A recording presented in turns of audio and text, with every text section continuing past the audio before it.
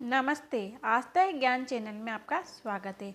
दीपावली के 5 दिन महोत्सव में धनतेरस के बाद दूसरे नंबर पर नरक चतुर्दशी का त्यौहार मनाया जाता है, जिसे रूप चौदस या काली चौदस भी कहते हैं। कृष्ण चतुर्दशी को मासिक शिवरात्रि भी कहते हैं। इस दिन के शुभ मुहूर्त, पूजा विधि और इस दिन क्या खास कार्य करें। कब है रूप चौदस? पंचांग के अनुसार 3 नवंबर 2021 को प्रातः 9:02 से चतुर्थी तिथि प्रारंभ होकर 4 नवंबर 2021 प्रातः 6:03 पर समाप्त होगी।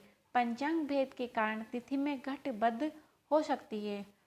इसके अनुसार रूप चौदस या नरक चतुर्दशी 3 तारीख को मनाई जाएगी। शुभ मुहूर्त काल 1:55 से 3:22 तक, ब्रह्म मुहूर्त 5:02 से 5:50 तक, विजय मुहूर्त दोपहर 1:33 से 2:17 तक, गोधूली मुहूर्त शाम 5:05 से 5:29 तक, संध्या का मुहूर्त शाम 5:16 से 6:33 तक, निशिता मुहूर्त रात्रि 11 से 16 से 12:07 तक।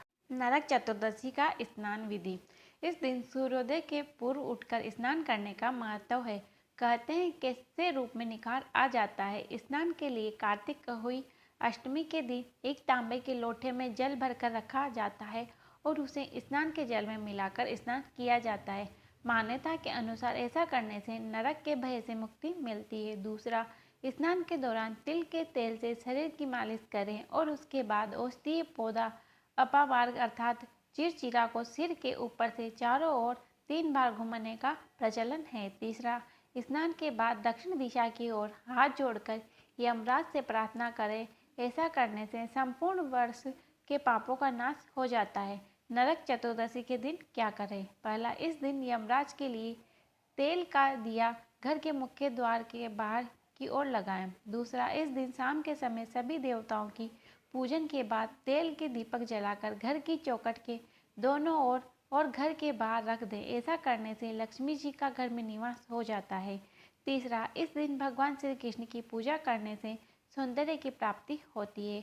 चौथा, इस दिन निश्चित काल अर्धरात्रि का समय में घर से बेकार के सामान फेंक देना चाहिए। इससे दरिद्रता का नाश हो जाता है। नरक चतुर्दशी की पूजा विधि। पहला, इस 6 देव की होती है पूजा। इस दिन यमराज, श्री कृष्ण, काली माता, भगवान शिव, यमदूत, रामदूत, हनुमान और भगवान वामन की पूजा की जाती है। दूसरा, घर के ईशान कोण में पूजा करें। पूजा के समय हमारा मुंह ईशान पूर्व या उत्तर में होना चाहिए। पूजन के समय पंचदेव की स्थापना जरूर करें। सूर्य देव, श्री गणेश, दुर्गा, शिव और विष्णु को पंचदेव कहा गया है। तीसरा, इस दिन उपरोक्त 6 देवों की षोडशोपचार पूजा करना चाहिए, अर्थात 16 क्रियाओं से पूजा करें। पाद्य, अर्घ्य, आचमन, स्नान, वस्त्र, आभूषण, गंध, पुष्प, धूप, दीप, नैवेद्य, आचमन, तांबूल, स्तवन पाठ, तर्पण और नमस्कार। पूजन के अंत में संगत सिद्धि के लिए दक्षिणा भी चढ़ाना चाहिए। चौथा, इसके बाद सभी के सामने धूप दीप जलाएं, फिर उनके मस्तक पर हल्दी, कुमकुम, चंदन और चावल लगाएं, फिर उन्हें हार और फूल चढ़ाएं।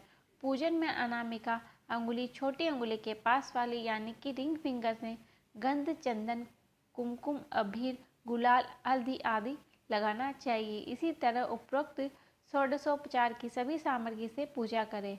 पूजा करते वक्त उनके मंत्र का जाप करें। पांचवा, पूजा करने के बाद प्रसाद या नैवेद्य भोग चढ़ाएं। ध्यान रखें कि नमक, मिर्च और तेल का प्रयोग नैवेद्य में नहीं किया जाता है। प्रत्येक पकवान पर तुलसी का एक पत्ता रखा जाता है। छठा, अंत में उनकी आरती करके नैवेद्य चढ़ाकर पूजा का समापन किया जाता है। सातवां, मुख्य पूजा के बाद आप मुख्य द्वार या आंगन में प्रदोष काल में दिए जलाएं। एक दिया यम के नाम का भी जलाएं। रात्रि में घर के सभी कोने में भी दिए जलाएं।